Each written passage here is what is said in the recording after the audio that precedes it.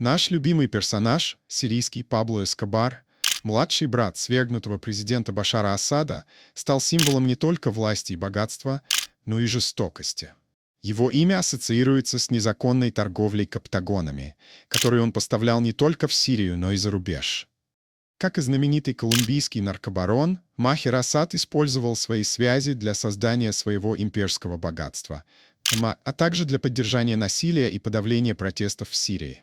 Но помимо этого, он также стал известен своей роскошной жизнью и особенно своим легендарным гаражом, который олицетворяет его стремление к великолепию и безумному богатству. Гараж Махера Асада был не просто местом для хранения автомобилей. Это было настоящее произведение искусства.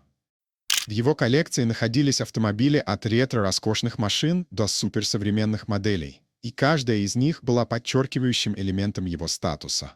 Например, Mercedes-Benz 300 SL Gullwing 1955 года, который в хорошем состоянии может стоить до 1,8 миллиона, стал не только символом безупречного вкуса, но и знаковым элементом коллекции, которая включала только самые лучшие экземпляры. Этот автомобиль был знаменит своими уникальными дверями, которые открывались вверх, напоминая крылья. Не менее интересен и Mercedes-Benz Speedster K 1936 года. Это была машина, которая символизировала элегантность и роскошь. Она была создана для тех, кто хотел не просто ездить, а быть замеченным. Стоимость такого автомобиля может варьироваться от $10 до 15 миллионов, в зависимости от состояния и исторической ценности. В 1930-х годах эта модель была одним из самых дорогих и желанных автомобилей, и ее можно было увидеть только в гараже самых состоятельных людей того времени.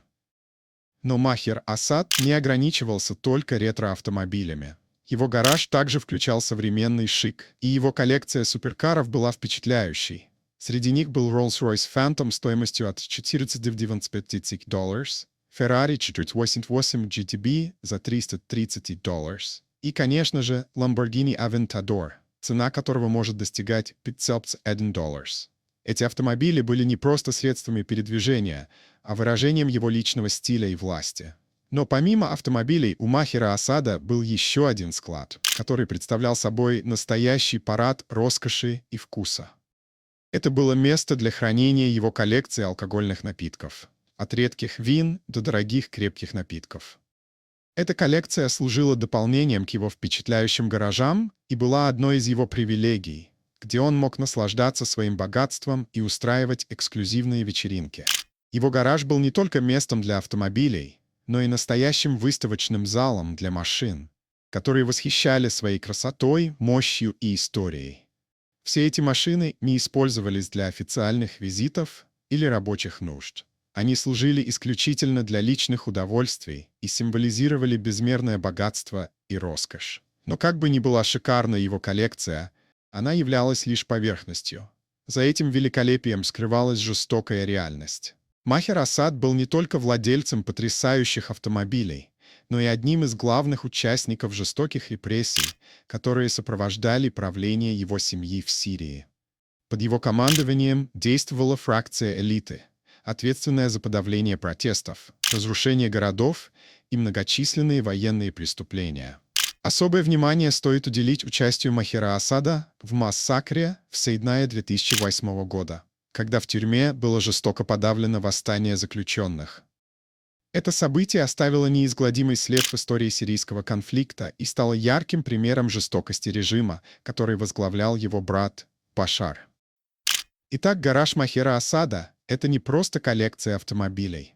Это символ его жизни, который отражает не только его стремление к роскоши, но и темные стороны режима, в котором он жил. Каждый автомобиль, каждая машина в его гараже напоминает о богатстве и власти, которые были использованы для подавления, насилия и угнетения.